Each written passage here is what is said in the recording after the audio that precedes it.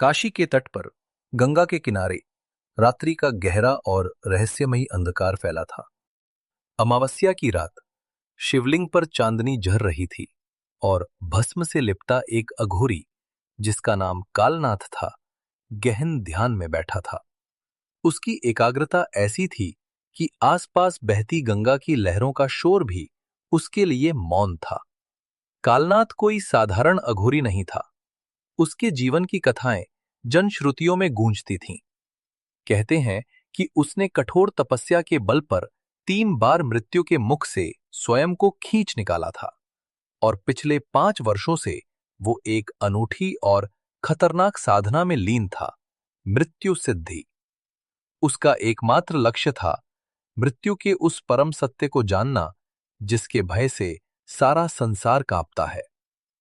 उस रात जब कालनाथ ने अपने मंत्र का आखिरी जप पूर्ण किया तो गंगा के ऊपर से अचानक एक बर्फीली अप्राकृतिक हवा चली।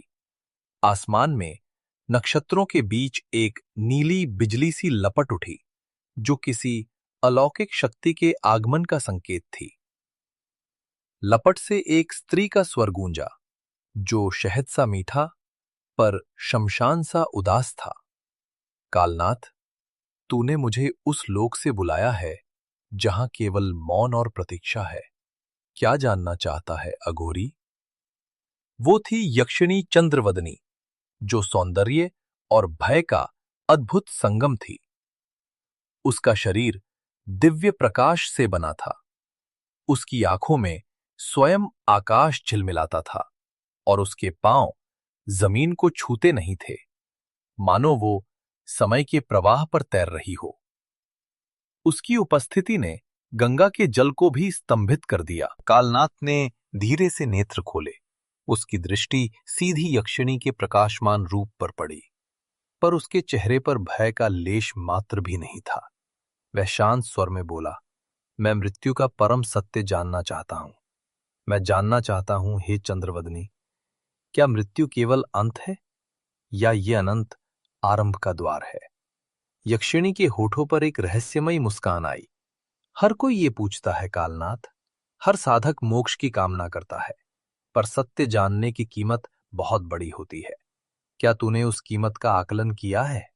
मैं तैयार हूं, अघोरी ने दृढ़ता से कहा।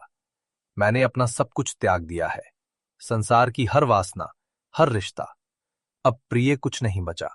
यक्षिणी की आंखों में एक क्षण के लिए गहन उदासी उतर आई, मानो उसे किसी प्राचीन सत्य का दुख हो। वह बोली, हर साधक यही कहता है कि उसने सब त्याग दिया, पर कालनाथ, त्याग एक क्रिया नहीं है, वह एक अवस्था है। जब परम सत्य सामने आता है तो अक्सर वही भागता है जिसने सबसे अधिक त्याग का दावा किया हो। उसने अपनी हथेली उठाई और गंगा का जल शांत हो गया। अगली ही क्षण कालनाथ के सामने एक अभूतपूर्व दृश्य प्रकट हुआ।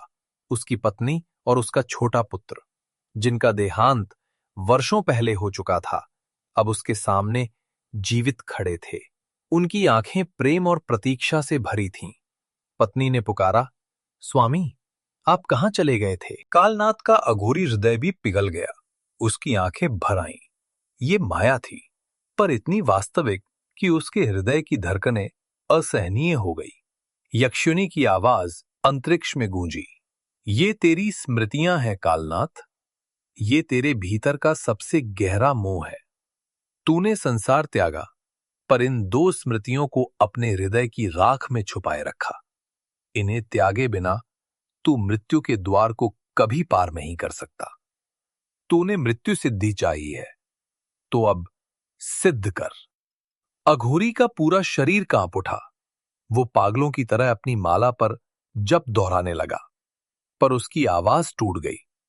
उसके मन का अघोरी भाग कह रहा था, ये केवल मायावी भ्रम है, एक परीक्षा। पर उसके हृदय का पिता और पति पुकार रहा था, ये मेरा परिवार है, मेरा अपना रक्त। यक्षिणी एक कदम आगे बढ़ी। उसकी सुंदरता और भी अधिक सम्मोहक हो गई। कालनाथ, तू साधक है, इस क्षण तय कर, मोह या मोक्ष। मृत्यु से बड़ा कोई बंधन नहीं। और इन स्मृतियों से बड़ी कोई रस्सी नहीं। यदि तू इन्हें गले लगाता है तो तू साधना में असफल होगा और तेरा पुनर्जन्म सुनिश्चित है। यदि तू इन्हें त्यागता है तो तू मोक्ष के मार्ग का पहला चरण पार कर लेगा। कालनाथ ने अपनी भस्म की थैली उठाई। उसने मुट्ठी भर भस्म ली, मंत्र पढ़ा और आंखें बंद कर ली। वो जानता था कि ये परीक्षा उसके अस्तित्व से भी बड़ी थी। उसने अपनी सारी तपस्या और मृत्यु सिद्धि की कामना को एक पलड़े पर रखा और अपने परिवार के मोह को दूसरे पर। एक लंबी कांपती सांस के बाद उसने भस्म को गंगा में समर्पित कर दिया, मानो अपने अतीत को विसर्जित कर रहा हो। जब उसने फिर से आंखें खोली, दृश्य गायब था। उसकी पत्नी और पुत्र की स्मृतियां विलीन हो चुकी थीं, पर उसकी आंखों से अश्रु बह रहे थे, जो उसके द्वारा किए गए बलिदान की गवाही दे रहे थे। यक्षिणी ने अब धीरे से और अधिक कोमल स्वर में कहा, तूने त्याग कर दिया कालनाथ, पर अब तेरे भीतर रिक्तता भर गई है।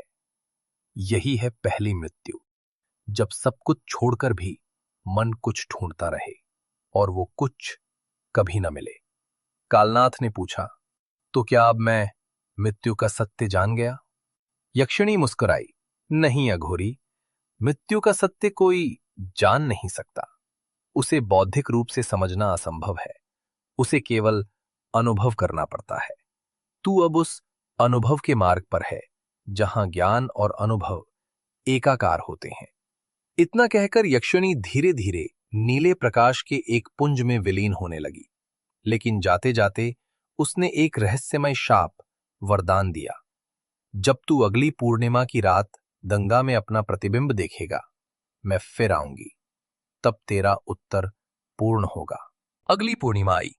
कालनाथ अब और भी शांत गंगा किनारे गया। उसने पानी में अपना चेहरा देखा, पर प्रतिबिंब में वो स्वयं नहीं था। न उसकी भस्म से लिपटी देह, बल्कि पानी में केवल यक्षिणी की आंखें झलक रही थीं। वो समझ गया, यक्षिणी चंद्रवदनी कोई बाहरी सत्ता नहीं थी, बल्कि उसके भीतर की वो शुद्ध मोह रहित चेतना थी, जो मृत्यु से परे है। यक्षिणी का शाप वास्तव में उसके अपने अमरत्व का प्रतिबिंब था।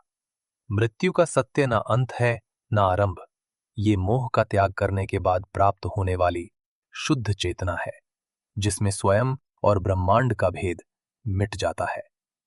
वह मुस्कुराया।